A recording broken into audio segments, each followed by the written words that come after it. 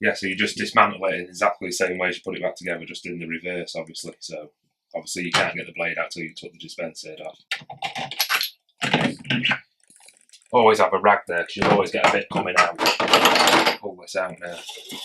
Sometimes it will get stuck like that. Don't force it. Just wiggle it back and two until you get it out.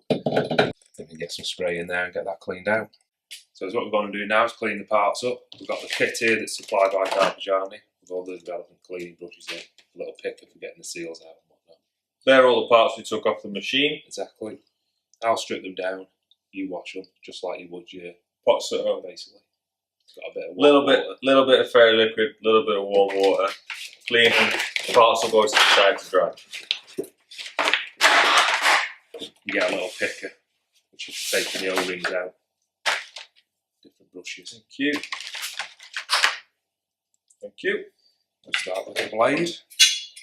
Take the agitator out. There's that. The seal. The blade itself. Thank you. I'll start taking the blades out.